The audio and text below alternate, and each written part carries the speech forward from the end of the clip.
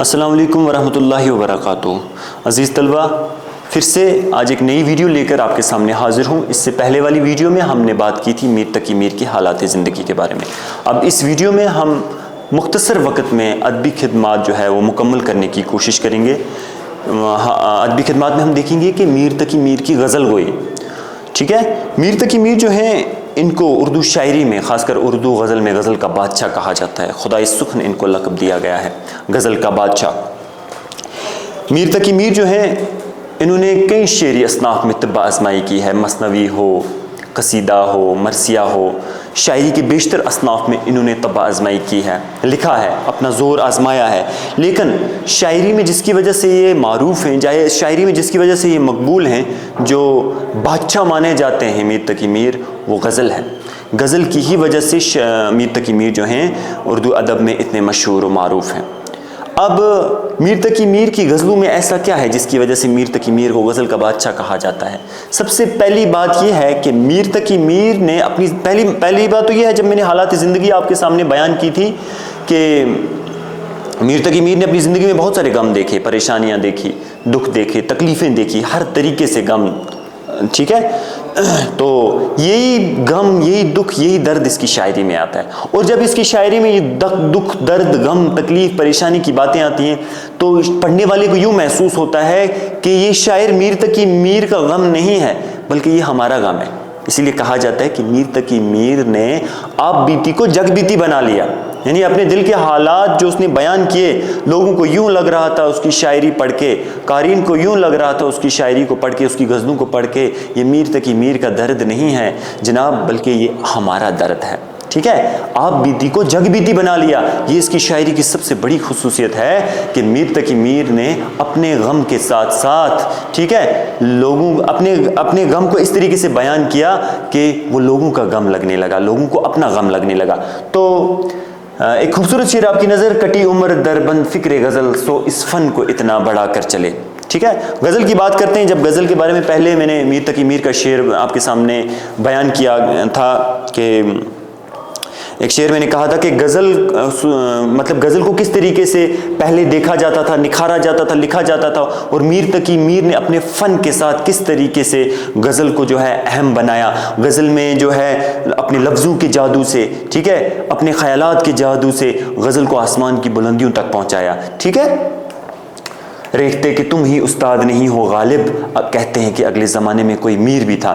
تو میر تقی میر کے دور کے بعد جتنے بھی بڑے بڑے شاعر آئے، جو بھی بڑے بڑے شاعر تھے، غالب آپ جانتے ہی ہو 19ویں صدی کا سب سے بڑا شاعر غالب کو مانا جاتا ہے۔ تو غالب نے بھی میر تقی میر کے اعتراف میں بہت کچھ کہا ہے، اور اتنا ہی نہیں کہ انہوں نے ایک شعر میر تقی میر کے حوالے سے کہا کہ ریختہ کہ تم ہی استاد نہیں ہو غالب، کہتے ہیں کہ اگلے زمانے میں کوئی میر بھی تھا۔ ریختہ یعنی کہ اردو کا پرانا نام، ٹھیک ہے۔ آج تم کہتے ہو کہ میں اردو میں شاعری کرتا ہوں، میں اردو کا استاد ہوں، میں شاعری کا استاد ہوں، یہ سوچو کہ پرانے زمانے میں کوئی میر بھی شاعری کرتا تھا، اور یہ دیکھو کہ کس انداز سے شاعری کرتا تھا، ٹھیک ہے۔ مختلف شعراء نے جو ہے میر تقی میر کی عظمت کے اعتراف میں بہت کچھ لکھا ہے، بہت کچھ کہا ہے، اور میر تقی میر نے کم سے کم 1500 سے زیادہ اشعار لکھے ہیں، 1500 سے زیادہ غزلیں بھی، اشعار جو ہیں وہ لکھے ہیں۔ اسی وجہ سے میر تقی میر کو غزل کا بادشاہ کہا جاتا ہے۔ میر تقی میر کی شاعری کی خصوصیات اگر ہم دیکھیں تو انہوں نے غم ذات کو کائنات کا حصہ بنا لیا۔ کائنات یعنی کہ اپنے غم کو، ٹھیک ہے، لوگوں کا غم بنا دیا، غم ذات کو غم کائنات کا حصہ بنا دیا، اپنے دکھ درد کو لوگوں کا دکھ درد بنا لیا۔ لوگ جب اس کی شاعری کو پڑھتے تھے یوں محسوس ہوتا تھا کہ یہ میر تقی میر کا درد نہیں ہے بلکہ یہ ہمارا درد ہے۔ دوسری بات، ان کی شاعری کی اہم خصوصیت، کن وجوہات پر میر تقی میر کو غزل کا بادشاہ کہا جاتا ہے؟ بول چال کی زبان کو شاعری کا حصہ بنایا، عام بول چال کی زبان کو، ٹھیک ہے، عام لوگ جو آپس میں گفتگو کرتے تھے ویسی ہی عام بول چال کی زبان کو انہوں نے شاعری کی زبان بنا دیا، ٹھیک ہے، اور پڑھنے والا جو ہوتا تھا بڑی آسانی سے جو تھا اس کی شاعری کو سمجھ سکتا تھا۔ ان کی شاعری جو تھی، ان کی اردو شاعری کے 6 دیوان شائع ہو چکے ہیں، 6 دیوان پر، دواوین پر مشتمل جو ہیں ان کے شعری مجموعے ہیں، 6 دیوان ہیں، اور ایک دیوان اس کا فارسی کا بھی ہے، یہ بھی یاد رکھیے گا، ٹوٹل 7 دیوان ہیں، ٹھیک ہے۔ تو 6 دیوان ہیں और टोटल और एक फारसी का भी दीवान है, तो टोटल ये 7 आते हैं। इन्होंने एक तज़किरा भी लिखा है, निकातुल शोरा। तज़किरा क्या होता है?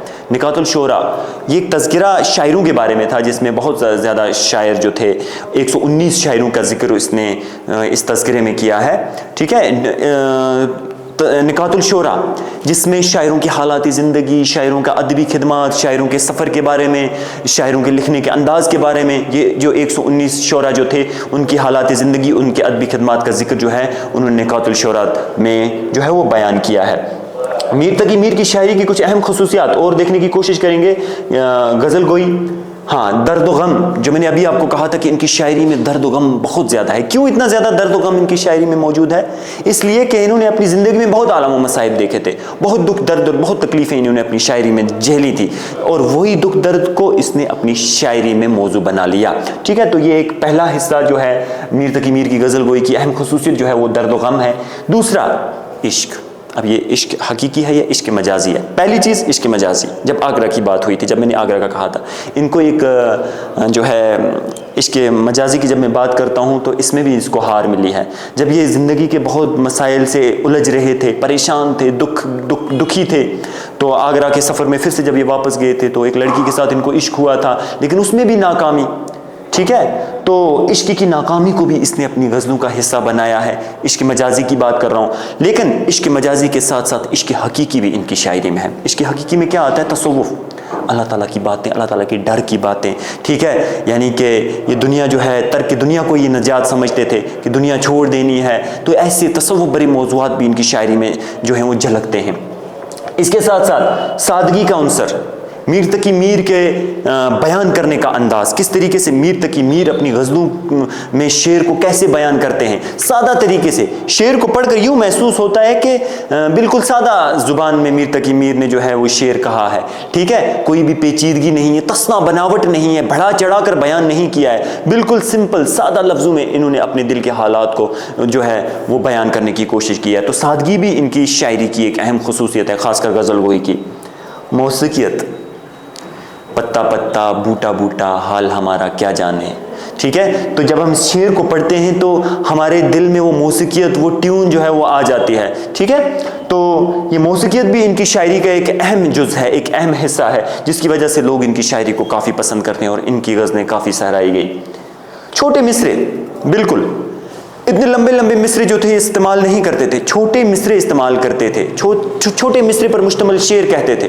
ठीक है, आप देखिए यहाँ पर मैंने एक शेर लिखा है, अश्क आंखों में कब नहीं आता, अश्क आंखों में कब नहीं आता, लहू आता है जब नहीं आता। मुख्तसर अल्फाज देखिए, 1 2 3 4 5 6 अरकान पर मुश्तमिल एक मिसरा, और ये दोनों मिसरों में देखिए कम से कम अल्फाज इस्तेमाल किए गए, छोटे छोटे मिसरे हैं। लेकिन एक बात याद रखिएगा, बेशक छोटे मिसरों में ये अपनी बात को बयान करते थे, लेकिन इन छोटे मिसरों में बड़ी सी बड़ी बात को जो है बयान करने की कोशिश करते थे। ये भी इसका एक हुनर था, छोटे मिसरे लेकिन बात को पूरा मुकम्मल बयान करते थे इन छोटे मिसरों में भी।